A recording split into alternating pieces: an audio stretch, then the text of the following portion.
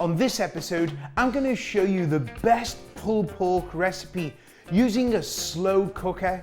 It starts with a delicious pulled pork rub and gives you a tender shredded meat, perfect for barbecue pork sandwiches, barbecue pork nachos, and barbecue shredded pork.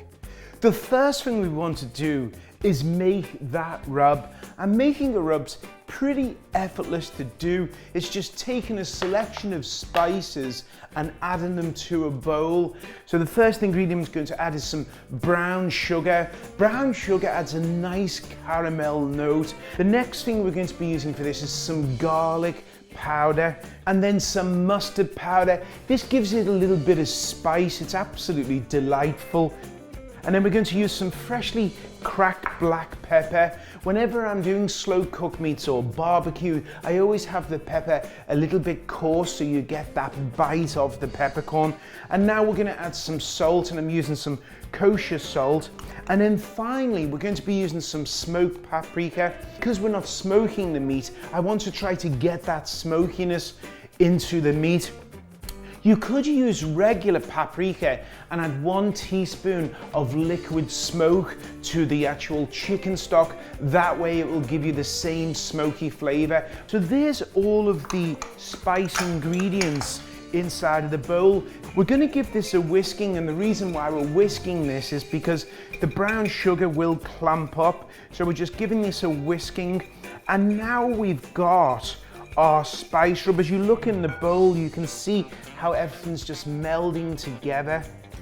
We're going to be using pork shoulder for this recipe, or pork butt. This is going to give us a nice tender meat. As you look at the pork butt, we've got them in these 5-inch pieces. The smaller you cut it, the quicker it's going to cook.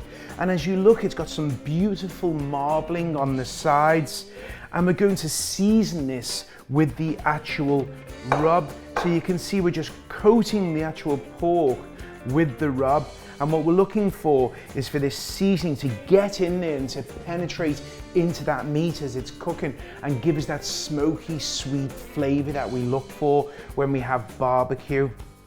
Now that we've coated the meat, it's time to cook it. And we're going to be cooking this in the slow cooker, just gently over 6 to 8 hours, depending on the size of your pieces of pork. So I'm going to grab the shell for my slow cooker, and you can see that what I'm going to do is place in those pieces of pork just on the inside. So I'm using it, I've got an 8-quart slow cooker. If you've got a smaller one, you may want to do this in 2 batches. And then the next thing we want to do is actually add some stock. Now I'm using chicken stock for my slow cooker pork, but feel free at home, if you wanted to add some white wine, you could have fun. You could even add some Jack Daniels if you're looking for that bourbon taste. You could use some Coca-Cola, you could use some root beer. Hence, you can have fun, and that's what cooking's about. So I'm going to add the chicken stock, and what this is going to do is it's going to help it not dry out, but also it's going to help that steaming process. So now that the pork's in there and the stock, we're going to set this for 8 hours and let that gently cook. I'm going to place the lid on, and that's how easy it is to make this recipe.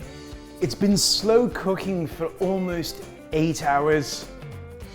I'm going to check. What we're looking for is that the fork meets no resistance. So as we take the fork and we put it in, we can see just how the pork, just with the prongs, is falling apart. Look at that. As I come into the meat, it's meeting no resistance, and you can see just how tender that meat is.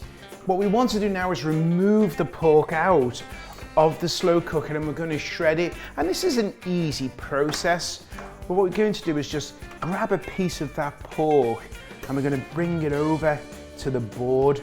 And there's a couple of ways you can pull this apart.